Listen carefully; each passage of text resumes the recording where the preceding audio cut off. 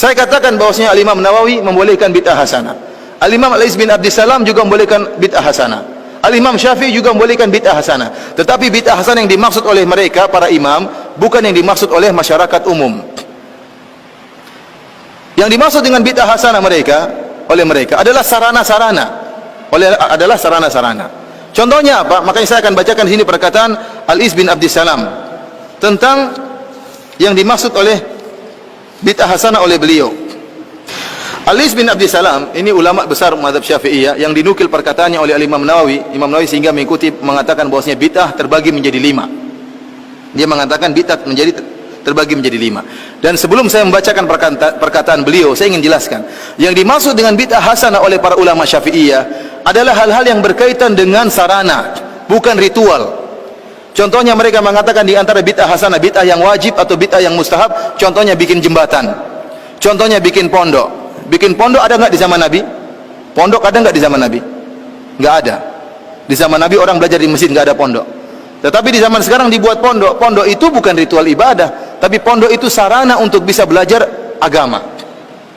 Kemudian contohnya mereka mengatakan ilmu nahwu dan sharaf, ilmu bahasa Arab. Di zaman Nabi tidak ada namanya ilmu nahwu dan sharaf. Kenapa? Karena para sahabat semuanya bisa bahasa Arab. Yang butuh dengan ilmu nahwu dan sharaf adalah kita-kita ini yang bahlul tidak tahu bahasa Arab. Makanya harus belajar ilmu nahwu dan sharaf.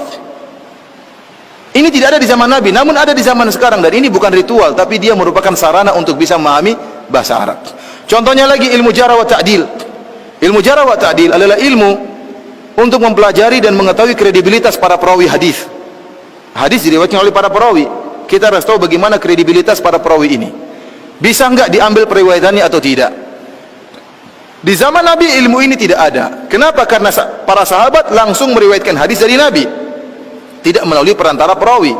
Di zaman sekarang butuh, karena dari sahabat sampai kepada kita banyak perawinya, maka butuh namanya ilmu jarh wa ta'dil. Ilmu ini dinamakan dengan bid'ah yang wajib menurut sebagian ulama. Kita bilang ini yang dimaksud oleh para ulama dengan bid'ah hasanah adalah masalah sarana. Contohnya apa?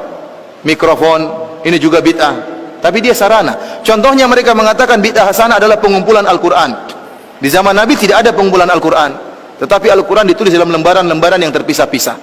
Di zaman Abu Bakar ada ide untuk mengumpulkan Al-Quran lembaran-lembaran tersebut, dan ini disebut dengan bid'ah hasanah karena di zaman Nabi tidak ada.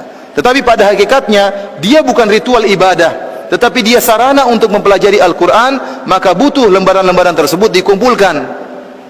Karena yang disebut dengan bid'ah hasanah oleh sebagian ulama adalah masalah sarana-sarana, bukan ritual. Kalau ritual seperti tadi, sholat raghaib, sholat malam nisfu Sya'ban, tambahan wa barakatuh, mengangkat jenazah sambil berzikir, ini diingkari oleh Imam Nawawi, disebut dengan bid'ah yang mungkar. Sebagian orang-orang Indonesia tatkala melihat ternyata sebagian ulama Syafi'iyah membolehkan bid'ah hasanah, mereka salah paham. Mereka menyangka bid'ah hasanah yang dimaksud kreasi sebebas-bebasnya.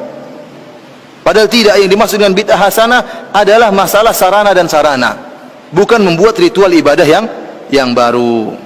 Ya.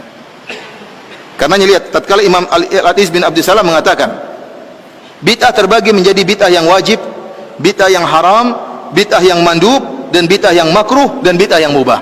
Jadi bid'ah ada berapa? Wajib, mustahab, kemudian makruh, haram, dan mubah. Ada 5 macam bid'ah.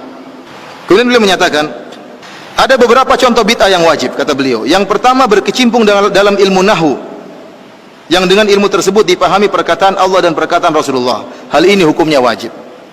Menjaga syariat tidak mungkin kecuali dengan ilmu nahwu. Contoh kedua adalah menjaga kata-kata yang asing, yang gharib.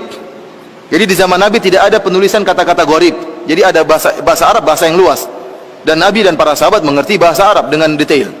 Kemudian berlanjut dengan berjalan waktu, sebagian ulama pengetahuan tentang bahasa Arab berkurang. Oleh karenanya bahasa Arab yang susah-susah harus ditulis, dikumpulkan supaya orang tidak lupa. Pengumpulan tulisan bahasa-bahasa Arab yang susah ini dianggap bid'ah yang wajib oleh Al-Iz bin Abdissalam. Ini ritual ibadah atau bukan? Bukan, dia bukan ritual, tapi hanyalah sarana untuk menjaga syariat. Contoh ketiga, bid'ah yang wajib adalah penulisan usul fikih. Usul fikih juga tidak ada di zaman Nabi, tetapi dia bukan ritual ibadah. Ilmu usul fikih adalah ilmu untuk mempelajari penunjukan bahasa-bahasa Arab.